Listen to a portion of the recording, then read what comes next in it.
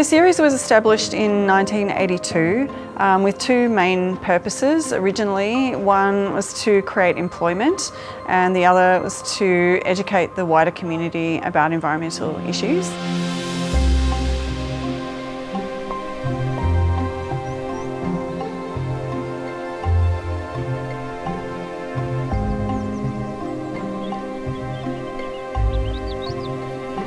I've always had a passion for environmental issues.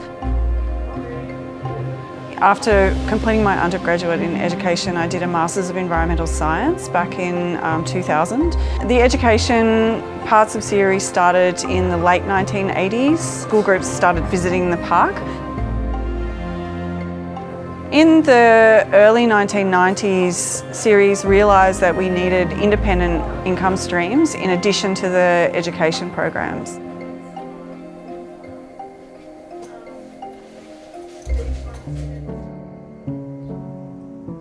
So I grew up in Melbourne and my undergraduate degree is in education.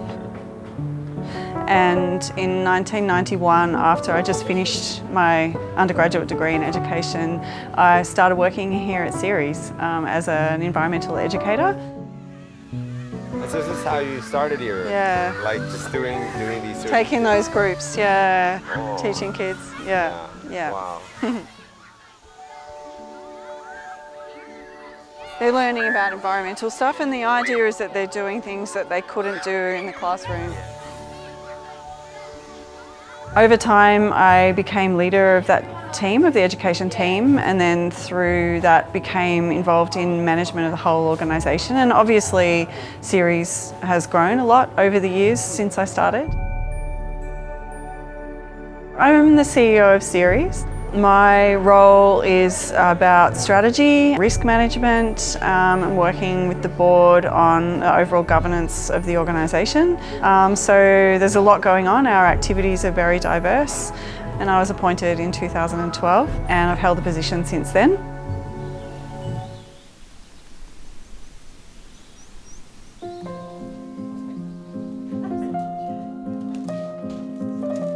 So we established a plant nursery. These are some grafted ones, which are great for clay soils. Yeah. They graft them here. And a cafe.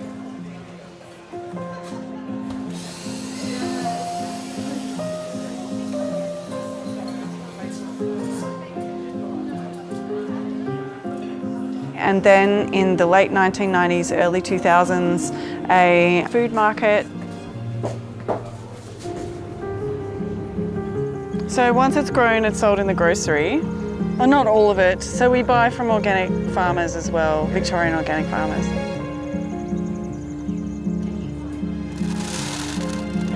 Yeah. In my time, the organisation has more than doubled in size and we've really grown our social enterprise base. We opened CERES Fair Food, which is our online organic delivery service, in 2010. During the global financial crisis and the economic stimulus packages. So we got a grant to create 15 jobs. And so all of the infrastructure that's here we've built up through experience and knowledge about how to do a packing line efficiently. We're always looking for improvements.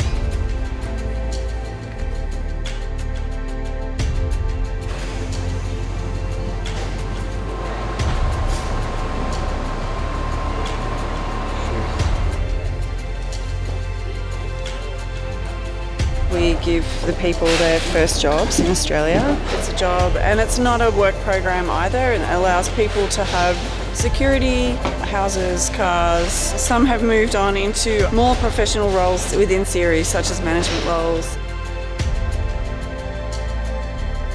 And people commit for the long haul, you know, they stay because of the culture of the organisation, the values and the bonds they create, they build with others who are here.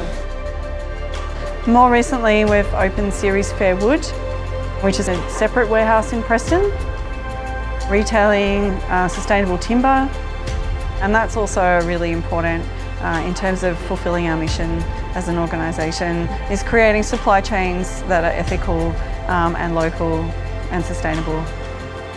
The majority of profits from a social enterprise are reinvested in the community benefit or the mission of the enterprise. What's that thing? Is that a flower spike on a... Yeah. I don't come from a business background. My undergraduate in education and postgraduate in environmental science.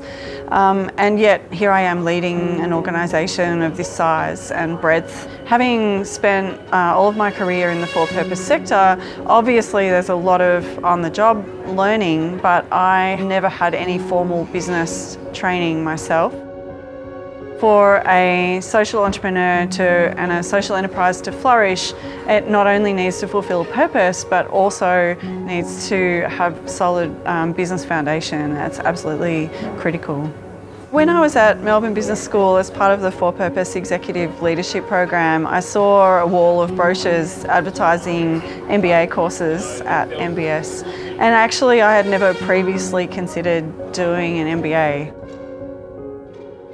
But spending time at Melbourne Business School, I realised that there was a lot I was missing and a lot that I could learn. I also really enjoyed the learning environment at MBS, the quality of the teaching, the quality of the hospitality. And so those things together really inspired me to consider going on to do an MBA. The cohort is fantastic.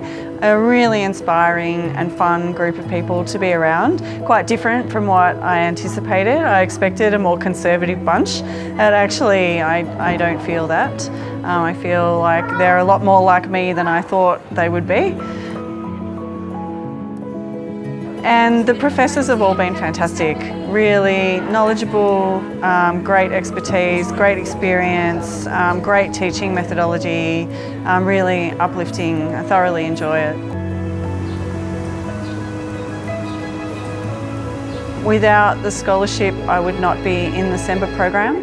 It's been transformative for my life, both affirming for me as a leader and also developing the skills that I need to do my work. To have formal business training has been invaluable. It's already shaped and changed the way I have conversations with my executive team and with my board, particularly around finance, but also around strategy, HR. I found it absolutely invaluable, actually.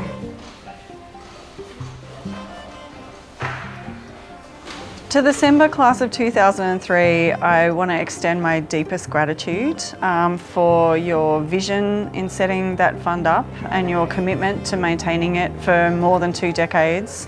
The ripple effects of those reach out into the broader community. In my case, helping me grow my skills as a leader of an organisation like CERES not only benefits me, it also benefits CERES, and in turn that helps CERES generate impact for the wider community.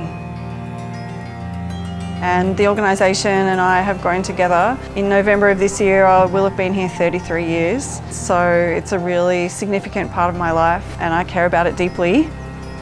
So over the 42 years since CERES inception, we've been able to create more than 200 jobs. And I am incredibly proud of that, because not only are we creating employment for people that is aligned with our environmental purpose as an organisation, but also we're creating a wellbeing economy, an economy in which people and planet are considered in the course of normal business practice.